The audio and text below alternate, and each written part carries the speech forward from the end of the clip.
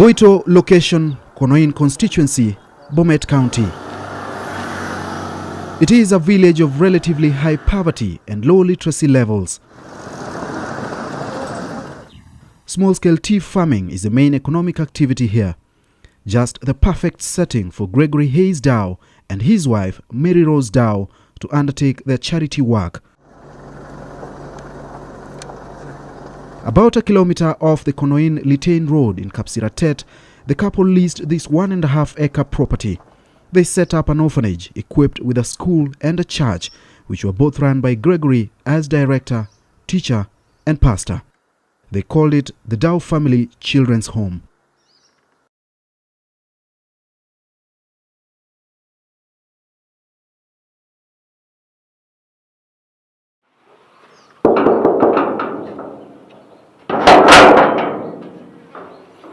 Hi, Davis. Davis Bett worked for the Dows as a manager of the home from 2008 to 2013. For 5 years, he witnessed everything that happened here. When they first came, this building was there because this used to be a secondary school for a neighbor here, with the name Geoffrey Ngatich. He tried to intervene when he thought things were inappropriate, but that eventually cost him his job. I had suspected something is wrong with Gregory, and he used to tell me that, Davis, I'm not a good person, all the time, until I asked him one day that, why do you say that, you wasn't a good person? He told me that back in the U.S., he had already been jailed over assault. He said that he had confrontation with his former wife, and he was put in jail. And he also told me that he was using the hard drugs, but he said that when he came back from the prison, he got saved and he's not using all that anymore. But something was wrong. He also had the behavior of swapping the guns on their butts. It's inappropriate for us here. And I told Gregory, it's not good for you to do that. He said, who cares about that, Gregory's mild sexual advances were often overlooked, but soon after, these advances progressed to full-blown defilement of the girls who were aged between 10 and 15 years old at the time, taking away their innocence. Beatrice, not her real name and whose real identity we have concealed, has just returned home for the midterm school break. She is received with a loving embrace by her family. It is a kind of care she never had during her 9 years stay at the Dow family home.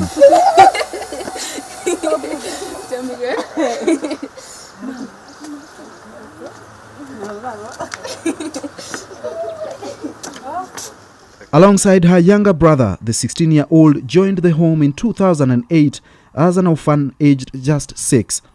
Her experiences there are memories she'd rather forget.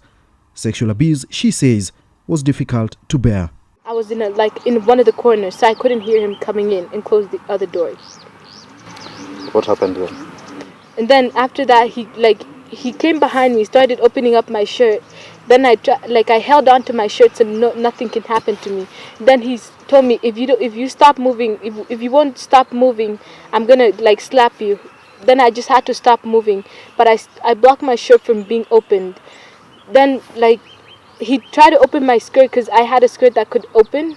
He opened my skirt. Then I was laying on the ground. He told me, if you don't be quiet, because I was crying. He told me, if you don't be quiet, I'm just gonna kill you. How many times were you sexually abused by Mr. Dow? I was 3 times. Did you ever report this matter to anyone? If you try to talk to anybody about this, you'll and they realize about it, you'll get into further trouble, and it's not going to be easy because there's too many punishments that you get and you can't undertake them. In your estimation, how many girls went through this? For the girls, the Kenyan girls I know about, there's 7. Then there are 2 twin daughters, the Black Americans whom they adopted from the U.S. Amati Smiler. A few meters from Beatrice's home is Nancy's family farmhouse. It's not her real name, and we have concealed her identity as well. Here, Nancy and her 2 younger brothers were taken up by the Dows at a tender age. Gregory thought to remove her clothes, and then Gregory slept on top of her. Then we were seeing that they were doing just with Gregory. Then I went to who was a worker there. Then I told her that she's being raped by Gregory. Did not believe, so she just kept quiet. The next day again, Gregory was drunk. He came and called one of the girls whose name was and he took her upstairs. We followed her again. Then we were outside the bush and now peeping what's going on. Then she asked again, are you going to give me something? Then I said yes. Then Gregory told her to remove all her clothes and told her to sleep on the bed. Then we just saw Gregory sleeping on top of me. Then we called one of the teachers whose name was Madam. But she did not believe, so we just kept quiet to ourselves and knew that he was being raped. So we just kept quiet. The next day again he took one of the girls again whose name was and he did the same thing.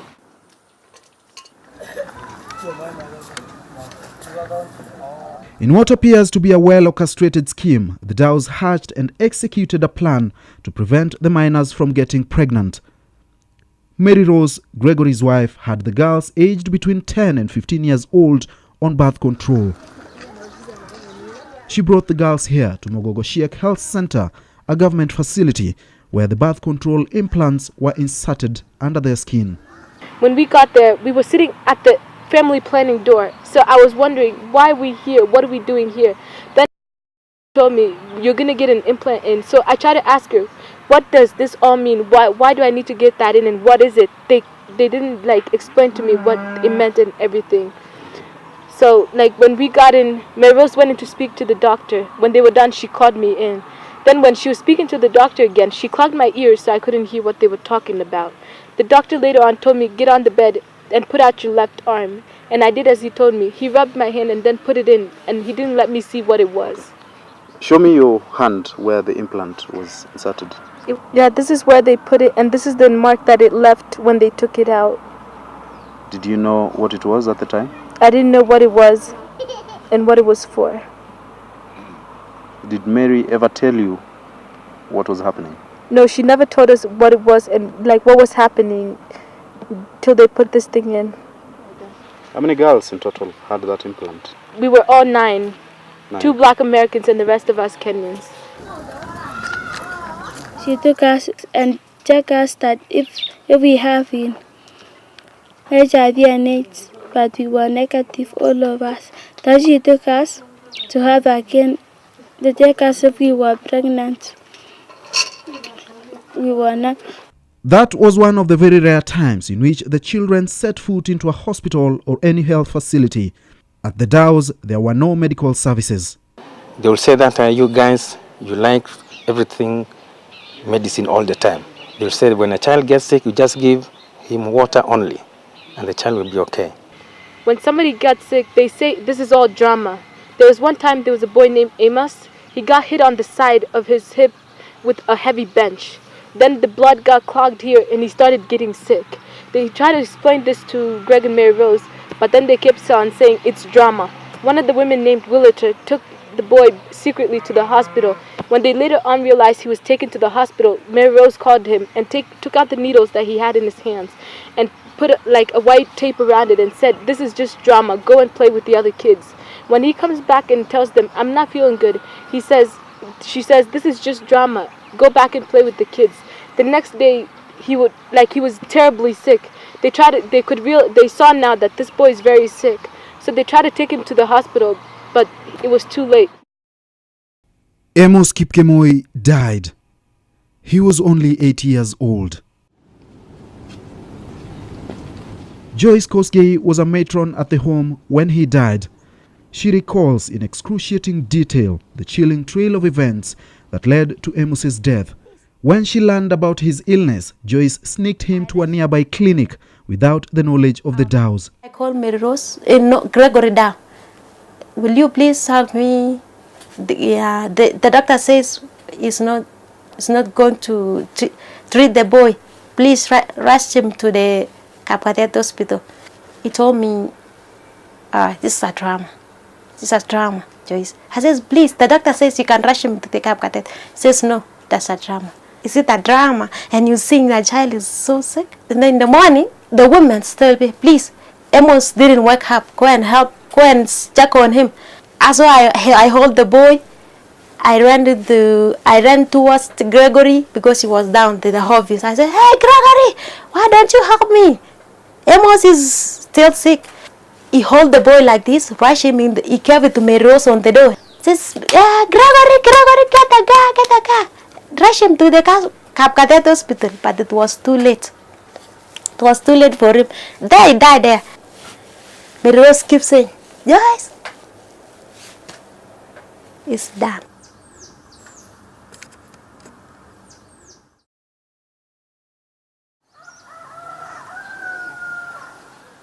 At Amos's home in Chemoy Ben, our visit opens up the family's old suppressed wounds. They thought we had answers on how Amos met his death. This is where my grandchild was buried in 2014, she tells us.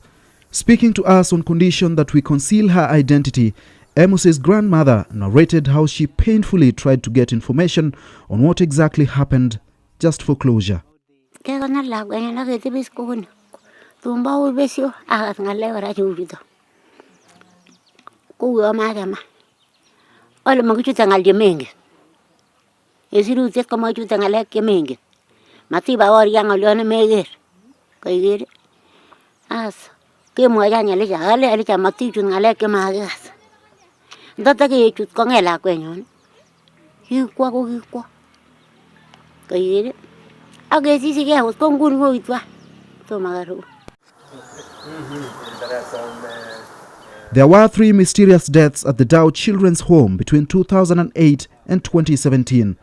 Amos and a young girl named Jessica both died out of complications from lack of medical care. They were buried at their parents' homes. That wasn't the case for James Kipkirui, who was only 1.5 years old when he died in 2012. Gregory and Mary Rose were in Kericho, and at night they called me and said that, please, can you go to the home, and that was on 2012, and check on the boy. The guns are telling me that James Kipkirui is not, is motionless, you know. Mm-hmm. So when I came, I found the boy had already died. When they came, they told me to go look for the grandmother. Fortunately, I found the grandmother with the mother of the child. I explained to them, and I brought them. While on our way here, Gregory told me that, can you tell them that we can bury the child here? When we got here, the guys who were splitting the firewood had already dug the grave. So the child was buried here. For a burial to happen, you require permits, yes, which you get from the chief and other authorities. Yes. Was that done? It wasn't done. I explained to Gregory, said that he has his own constitution. This is a small America in a village of Kapsiratet. He said that is a waste of time. He refused. And that is why when we came, they had already dug the grave. He wanted to do it very quickly. So I decided I jumped on that fence. I went to Geoffrey's. Geoffrey was not there. He was in Eldoret. But on my way to his house, I met with some guys, a pastor and some other 3 guys who had gone to pray for Geoffrey's wife. They said that we were coming in there to greet the children. I also explained to them what had happened here, and we came together. So, coincidentally, as we were coming from that gate, Gregory and Mary Rose down, and the grandmother and the mother of the child were bringing the body. So, we came here, we prayed, and the body was buried.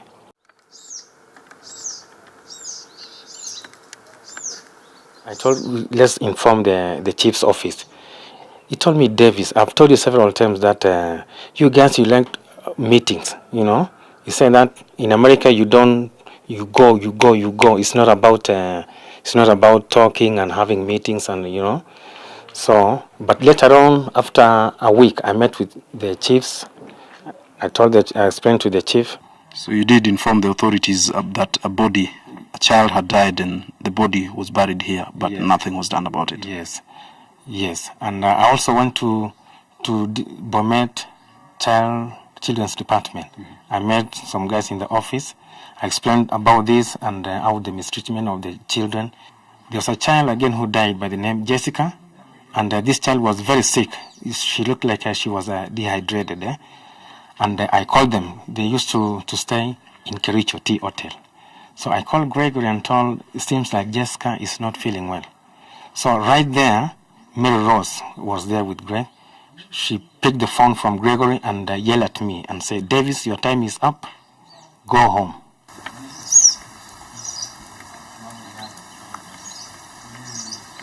When the rest of you learned about the deaths of 3 of your colleagues and how the bodies were handled, how did you feel about that? We felt very terrible because we wanted the kid to be taken to their home so that the parents and the family can do something better about it.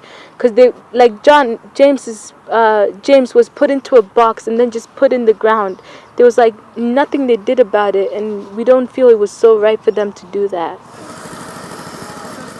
The community here describes their relationship with the Dows as cold. They were only allowed into the home when there were guests from the United States, and the Dows had to put on a good show. They built a perimeter wall to keep everyone away and the children within the compound. The children were only allowed to go out on very special occasions. Geoffrey Ngetich was not just a neighbor of the Dows, but the landlord who leased the property to the family. He thought they were helping the community. His affection towards the couple changed over the years when he learned of suspicious activities within the home. I could hear children crying loudly, yelling actually in pain. So I could run to the fence because this fence was sealed. There was no entrance to my place. So I could come and climb up the fence and shout at the workers and ask them what was going on. Why were they beating the children? Then they could stop beating them, and then I could call the Gregory and his wife and tell them about the same. Then the following day they could come and tell me that they have taken action. So what I witnessed was actually cruelty to children. How the children were being punished, they will be told to go to line up. A child will be told to look, to face the wall. Okay. And there will be no meal for that. If it's lunch time, the child will not get lunch, same as in the evening. There was also these bags, the sacks that we put the maize. Yeah. They will sew those sacks for the kids. Whoever is not good, that is how they were punishing the children. It was like beating up an animal, not a human being. They take a pipe, one of those water pipes, then they start beating the boy up until at times even they'll tell them to kneel down, put bricks on their backs, and then they're going to get beaten. When child was get in trouble, like telling another kids bad words, they used to put the soap on their mouth.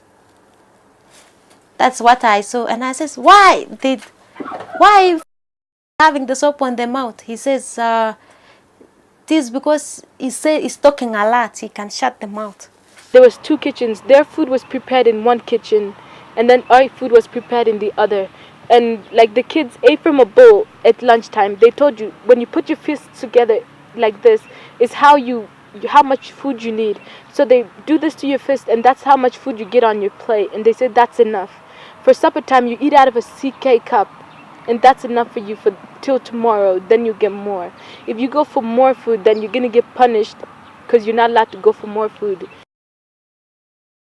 For almost a decade, the children suffered in silence, not knowing where or who to run to for help. For the workers, being sacked, among other threats, forced them into silence. September 2017, the truth finally came out. I understand he was totally drunk, and he dragged one of the girls to where he was sleeping, and he defied the girl, and unfortunately he forgot to close the door. So some young boys followed them. So the boys actually found them in the act. This is where the boys peeped through that window and saw Gregory defiling one teenager who was here too. And that is how this whole thing came out. The boys were laughing and saying that he's having sex with him. After Gregory had sex with me, he sent to call her sister by the name. Understand he wanted to use that girl again. That girl refused to go in, and she went back to classroom. Gregory went down and beat that girl thoroughly, removed her hair piece, And the whole thing blew up. Gregory assembled the kids and said that if you are not happy here, the gate is open. So the kids started jumping over the fence everywhere. Nancy and another girl escaped. They reported the matter to the authorities. Then the chief told them, go to the police station, I can solve that problem. The next day, Davis, the chief elder, and Ellen, the neighbor for that school, for torture and so, we went to the police station and my mother and me. Then we went and reported everything to DO and DC. Gregory learned beforehand that the authorities were after him. He fled the country, becoming a fugitive of justice. Mary Rose was arrested in Nairobi as she prepared to exit the country. She was charged in a Sotik court with 2 counts of cruelty to children and 2 counts of failing to protect children from sexual exploitation. Court records show that she was released on a 50,000 shillings fine after serving 5 months in custody. She left the country soon after, joining her husband in the United States. Authorities had the family planning implants removed and all the 83 children reintegrated into the community. Back in the US, the Dows have settled down in the state of Pennsylvania. NTV Investigates found them at their home in Lancaster. The family has kept away from the public eye ever since the Lancaster community caught wind of the story. We tried to get answers from the couple, but the house was locked from inside. Maggie Ruto is a Kenyan living in the United States. Her intervention to push for justice for the Boito children has raised awareness in the US about the allegations against Gregory and Mary Rose. She did a good job. Her case is compounded by the fact that Gregory is in fact a convicted child molester and a registered sex offender in the state of Iowa. It was a sexual abuse on his own daughter from his first marriage, and he was actually convicted. His wife from the first marriage did present a detailed information about what transpired with their daughter. NTV obtained these documents from the Iowa District Court showing that Gregory was charged with the crime of having lascivious acts on his daughter in 1996. It further details the events that took place in his house, so gruesome and disturbing to air on national television. Gregory pleaded guilty to the charges. The 60-year-old did not spend time in prison, but was on a 2-year probation until 1998. Maggie sought the help of the Kenyan Women in the US, an initiative led by Lily Richards in the push for justice. Kwitu has been collecting signatures in a petition seeking the extradition of the Dows to face charges in Kenya. He sexually molested little children. Some children are dead under very suspicious circumstances, and these kids were abused emotionally, psychologically, physically. But the Dows have maintained their innocence in the wake of the allegations. In an interview with the Lancaster online news website, Gregory says, the neighbor and a former employee got a few rebellious teenage girls to lie and get his property back. Kenyans are highly volatile people. It's sad to say we live in a society where people are guilty until proven innocent. Yes, so this is the title which I have. Geoffrey, the owner of the property, refutes these claims. This was purely lease, a 9-year lease. It came to lease in April 2008. April 2008. So the lease actually expired in 2017, April. By the time this act was discovered, that is in September, the lease had already expired. And they had not even updated the rent. So they were having my rent of about 6 months. It's just impossible for people to let you live in their community for close to 9 years. And then on the last year, they decide, oh, wow, we just want to take your land. That's not what, I don't believe that's what happened.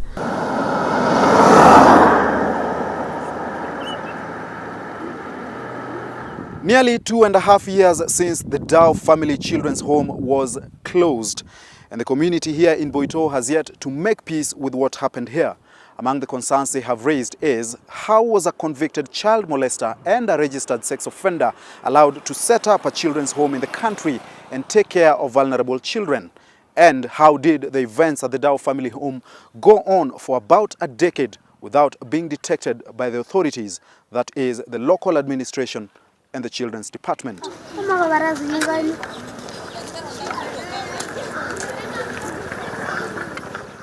Kuna msichana ambaye mimi nasema alikuwa amefika kiwango cha kunini. Si walikuwa wadogo. Ndio alianza kuchukua kama wachanga tu. Sasa akaanza kwenda kuulisha baadaye kare. Serikali walikuwa wanajua huko. Walikuwa inajulikana huko. Hata ukienda huko utapikwa. Ama namna gani? Na kwa nini huyu alikaa mpaka akatoroka? The Department of Children's Services under the Ministry of Labour and Social Protection is responsible for registration of orphanages and ensuring the rights of children are protected. The department acknowledges licensing the DAOs to set up in Kenya in 2008. They even renewed their operating license in 2011, 2014 and 2017.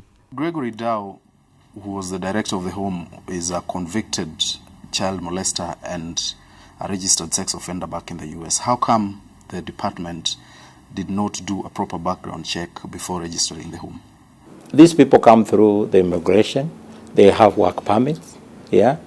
So it is us, and I've stated very clearly, it is us when we are working with them, with the other stakeholders.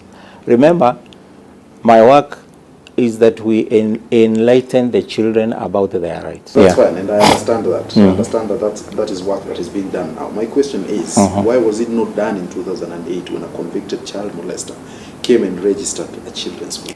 It is, for me, I don't know about what you are talking about. For me, I'm saying there was a manager, and it is the collaboration of the department plus the other arms of government plus other stakeholders on the ground which enabled this case to come out.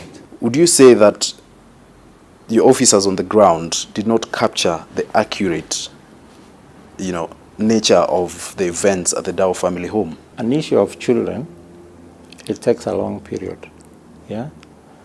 And it is not a one event. I've even given you an example of when sometimes we get reports, when we go, we find the reports are not as indicated. So in my case, in my view, the Area Advisory Council, they did what was within their law. Would you say they failed in their job then? That is my position. I don't want to be repeating the same thing the same time. I have given you the specific question, the specific answer. You are continuing on the same. There were 3 deaths at the Dow Family Children's Home during the period of the Dow's stay here in Kenya. One of the children, a boy by the name Kipkirui James, was actually buried within the home. Are you aware of that? I'm not aware. I'm not aware. You're not even aware about the healthcare services that were being provided there, or lack of them? I'm aware about the health services, but I'm not aware about the deaths. Yeah. Normally, when there is a death in a CCI, there is a report which is given. Yeah. So you're not given a report about that? I'm not certain about that unless I'm not certain about that. Unless I find out more from our records here. But for that one, I'm not aware. So do you say the Children's Department was not in touch with what really was happening? What do you mean by that? By not knowing, not being aware of what was happening. You have been on the ground. Yes. You interviewed my officer on the ground. Yes. Yeah? Yes. Yeah? So for me, I'm not aware of what you are asking now here. The County Directorate of Children's Services in Bomet, whose jurisdiction the home is under, monitored inspection visits and received reports through the Konoin Sub-County Area Advisory Council. They say they were not aware of suspicious activities at the Dow home for the 9 years they were in the country until the events of September 2017 became public. We moved very fast to close this institution and do the tracing We did the tracing for the 83 children. Those who had close relatives, okay, we reintegrate them. The family home was registered in 2008, yes, and you only found out in 2017. That's about 9 years. Yes. For all this while, how did this happen undetected? Before then, what happened in 2017, everything was going on well. Okay, but when the public now reported this case, when we went there, we interrogated the children. That is when we came to realize that this is what he did in that period. This is a picture from the family's website. Yes. Mary Rose with 6 of the children from the family home. Could you just have a look at that picture and tell me what you think is going on? These children are somewhat traumatized. One is yawning. That means maybe they are malnourished. Maybe they have some lack of food. Then would you say your inspectors and your officers on the ground did not do their job in the right manner? According to these children, even the workers, when we asked them, why is it that they had never told us about this information? They told us this director used to threaten them. That if you say this, then we are going to sack you from this institution. So these workers, the social workers, they used to live in fear. When they knew that we are visiting the home, they ensured that everything was in order.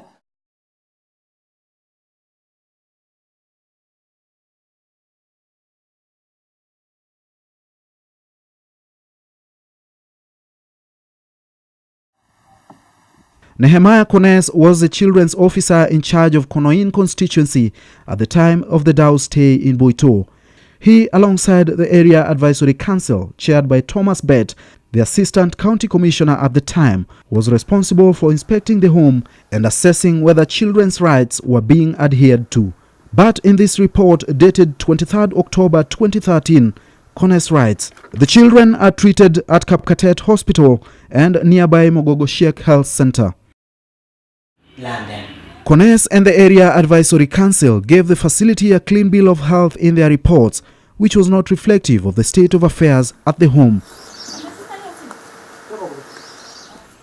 Residents we spoke to say he was aware of the activities at the home but chose to ignore.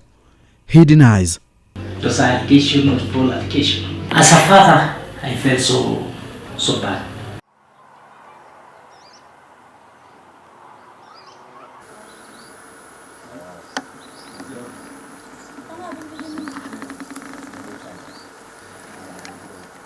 Did the local administration, say the chief of the area, visit the home at any time?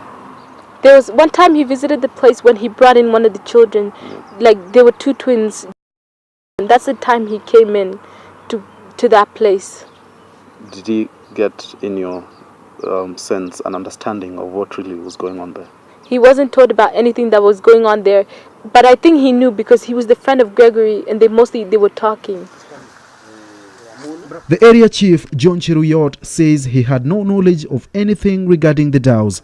His office, though, is located only 2 kilometers from the home. Inasemekana huyu mzungu alikuwa anatumia watu wa area hii kufanya hiyo mambo yake ndio wanyamaze. Sijui sasa alikuwa anatumia kwa sababu hakuna mtu alikuwa anajua siri ya huyu mzungu. Kuna kisa cha mtoto ambaye alikufa pale, akazikwa hapo. Unajua nini kuhusu jambo hilo? Mimi bado sikia kabisa hiyo kitu.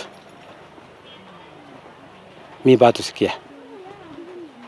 Ili mtoto azikwe inatakikana permit kutoka kwako. Lazima permit apate, lakini sisi hako sikia hiyo maneno. Hamkujua kuna mtoto alikufa na akazikwa pale? Kabisa. Sisi hapana jua. Mtu akiuliza kwamba labda mlilegea katika kazi yenu kufuatilia hii mambo na kuchunguza kwamba watoto walikuwa wanachungwa kwa hali ambayo inatakikana, atakuwa anasema uongo? Kwa sababu tunajua tu wakati hao watoto wawili walikuja hapa, tulijua siku hiyo. Sasa hakuna kitu kingine tunajua. Kama chief unastahili kujua chochote ambacho kinaendelea katika eneo. Lazima nijue, lakini mimi hako jua maneno ya huyu mzungu. The children were reintegrated by the Children's Department upon the closure of the home in September of 2017. I'm told Gregory had Beatrice joined a local high school where she's had challenges learning Kiswahili.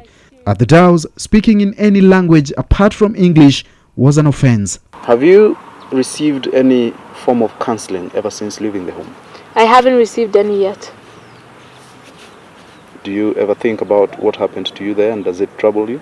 It troubles me a lot, and I always think about it because, like, every time there's some things my grandmom can't do for us. So when I'm just there doing my studies or something, a lot of things of what happened comes back to me. Then it just like starts disturbing my mind and everything.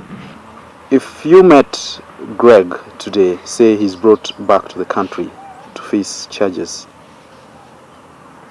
how do you feel about that? I feel so like terrible to see him. I wouldn't be even like able to go up front to him because I just seem so terrible. I can't even forgive what he's done to us and everything. What would you like to be done to him? I just want him to face like the government and the law so that he can know what he's supposed to do and what he's not supposed to do. I just want him to face the charges of what he has done against all of us. These are poor children, orphans who have nobody. He was supposed to be the person who protects them. So he needs to go back and face justice, both him and his wife. But Maggie wants the Dows charged in the United States. Mary Rose Dow was convicted in Kenya for 2 counts of child cruelty. And she managed to pay $500 and was given back her passport. It's very disturbing because after all that had happened, these children, the health implications, what they're going to suffer, the trauma that they had to go through, and they will continue to go through for the rest of their lives, was only worth $500.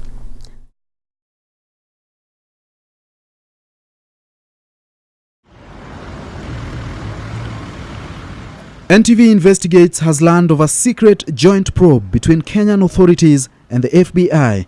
Several people who were either directly or indirectly involved with the home have been questioned in Bomet by detectives. Sources have also told us that James Kipkirui's body could be exhumed as part of evidence gathering and his remains interred at his parents' home.